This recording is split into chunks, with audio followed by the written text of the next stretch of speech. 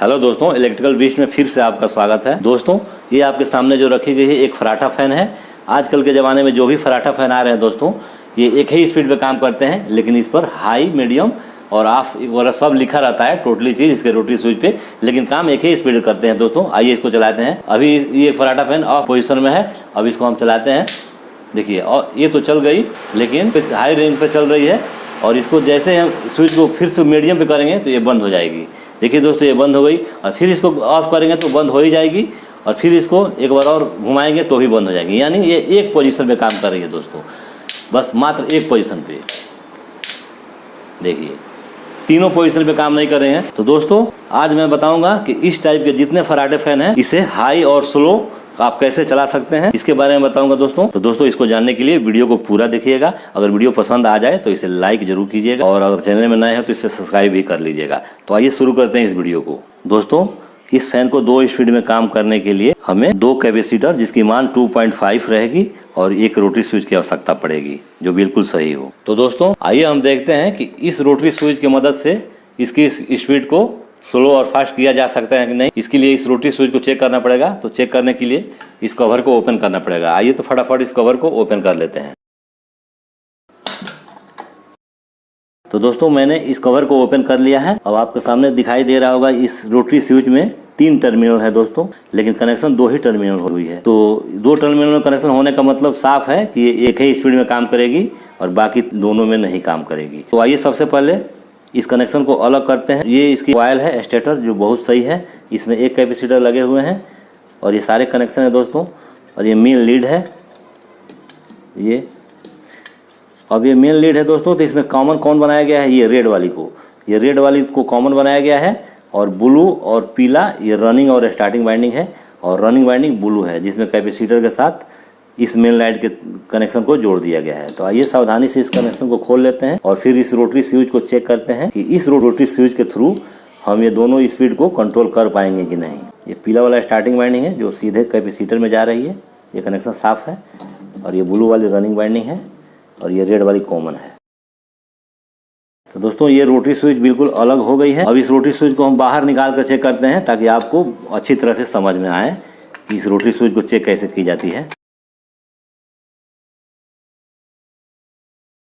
देखिए दोस्तों, ये रोटरी स्विच है और ये मेन लीड है। सबसे पहले दोस्तों, रोटरी स्विच को चेक करने के लिए हमें टेस्टिंग सीरीज लैंप या कंटिन्यूटी टेस्टर की आवश्यकता पड़ेगी। तो मेरे पास कंटिन्यूटी टेस्टर है। तो दोस्तों, इस रोटरी स्विच को मैं ऑफ पोजीशन में कर रहा हूँ। सबसे पहले ऑफ पोजीशन में कोई भी टर्मिनल किसी के साथ नहीं बताएगा, इसलिए इसके साथ नहीं बता रहा है, इसके साथ नहीं बता रहा है, और ये इसके साथ भी नहीं बता रहा है। दोस्तों, मैं इसको हाई मोड में कर रहा हूँ। ये फेज वाली जो वायर है, मेन वायर, इसके साथ ये दोनों बताना चाहिए दोस्तों हाई मोड में। देखिए, दोनों नहीं बता रहा है, एक ही बता रहा है, ये नहीं बता रहा है। अब मैं इसको स्लो मोड में कर रहा हूँ। स्लो मोड में कर रहा हूँ, तो अब इस वायर के साथ ये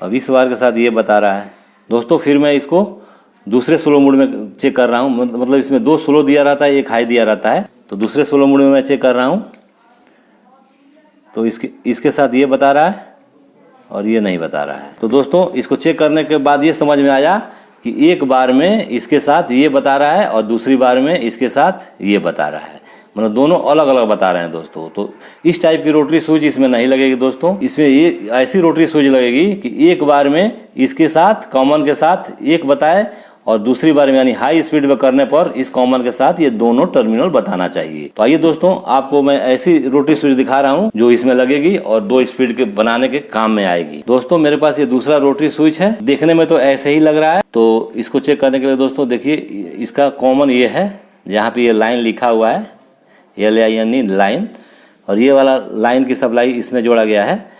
तो ये लाइन की सप्लाई से मैं ये दोनों टर्मिनल को चेक करूँगा। तो सबसे पहले मैं इसको ऑफ मोड पे रख दे रहा हूँ, और फिर मैं चेक कर रहा हूँ इसको। किसी भी रोटरी स्विच को ऐसे ही चेक किया जाता है दोस्तों। सबसे पहले ऑफ मोड पर रख के चेक कर लिया जाता है कि कॉमन के साथ ये दोनों नहीं बताना चाहिए। देखिए, जैसे ये नहीं बता रहे, इसमें भी नहीं बता रहा है। अब आइए इसको स्लो मोड में करते हैं। स्लो मोड में करने के बाद से इस कॉमन के साथ ये नहीं बता रहा है, और इस कॉमन के साथ ये बता रहा है देखिए दोस्तों।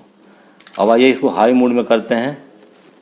अब हाई मोड में कर लिए। हाई मोड में करने के बाद इस लाइन के साथ ये दोनों बताना चाहिए दोस्तों, इस कॉमन के साथ ये दोनों बताना चाहिए। जैसे ये बता रहा है और ये बता रहा है, ये दोनों बता रहा है। और इस रोटरी स्विच में कॉमन के साथ ये हाई मोड में करने पे ये दोनों नहीं बता रहा है। इसका मतलब ये रोटरी नहीं लगेगी, इसमें रोटरी यही लगेगी दोस्तों। देखिए दोनों बता रहा है। और एक और स्लो मोड में इसको कर रहे हैं, तो कॉमन के साथ ये नहीं बता, ये बता रहा है फर्स्ट वाला।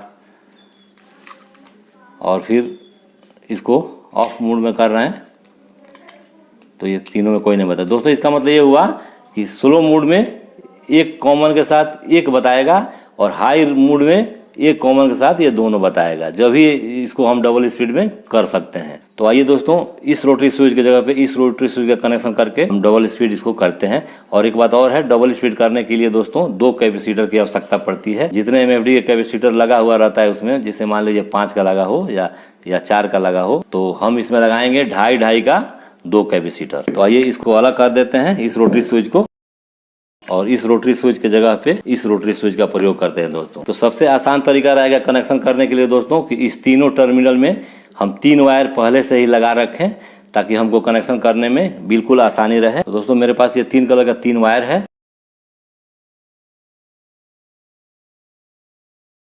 इस रोटरी स्विच में मैंने 3 वायर को जोड़ लिया है। रेड वाले को लाइन में जोड़ लिया है यानी कॉमन में, और इस दोनों वायर को दोनों टर्मिनल में जोड़ लिया है। आप चाहें तो इसे सोल्डरिंग भी कर सकते हैं दोस्तों, बेहतर रहेगा। जोड़ने के बाद से इसके ऊपर से स्लिप जरूर पहना लेना चाहिए, जैसा कि मैं पहनाया। अब आइए दोस्तों इसका कनेक्शन स्टार्ट करते हैं। तो कनेक्शन चालू करने से पहले दोस्तों एक और कैपेसिटर हमें चाहिए जिसकी मान 2.5 एमएफडी का हो और एक पहले से लगी हुई है। तो दोनों कैपेसिटर को एक साथ हम वायर टाई के थ्रू बांध लेते हैं।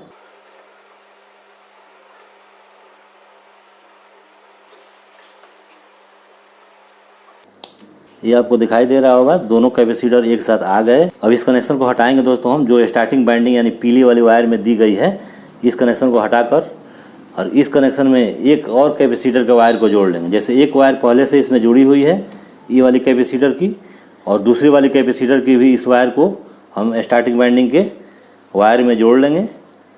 और वायर में जोड़ने के बाद से इसके ऊपर से हम पीवीसी पाइप को, स्लिप को लगा देंगे। ये बिल्कुल सेफ हो गया दोस्तों।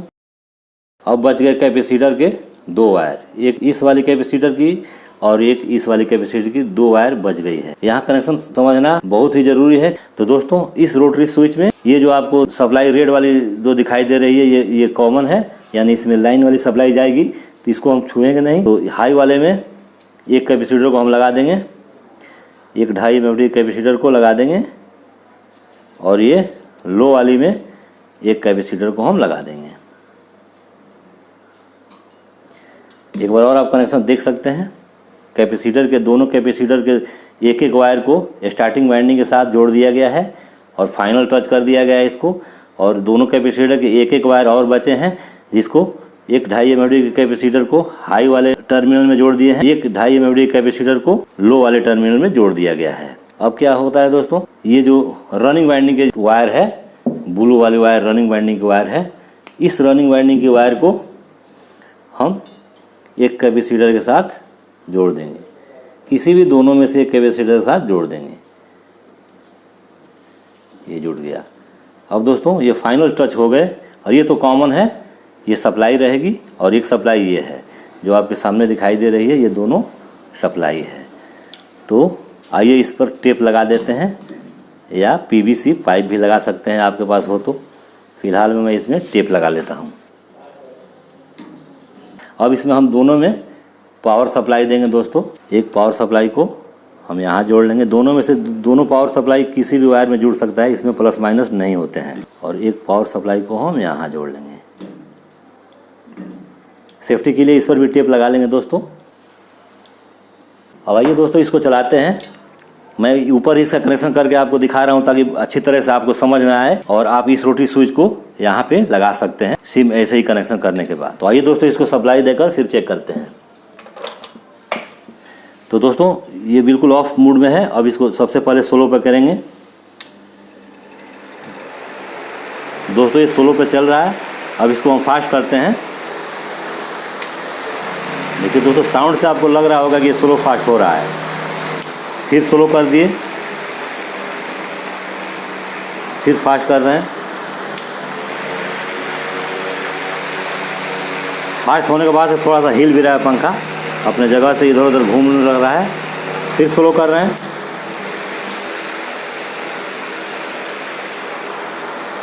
फिर फास्ट हो गया और ये ऑफ हो गया। तो दोस्तों आइए इसको बॉडी के साथ फिट कर लेते हैं और फिर एक बार और चेक कर देखते हैं कि काम कर रहा है कि नहीं। तो सबसे पहले सप्लाई में से निकालते हैं। तो दोस्तों इस रेड वाली रोटरी स्विच को मैंने बॉडी के साथ फिट कर लिया है, यानी लगा लिया है। इस स्विच की कीमत मार्केट में 15 से 20 रुपया मात्र है दोस्तों। अब इसको आइए टेस्ट करते हैं सप्लाई देकर।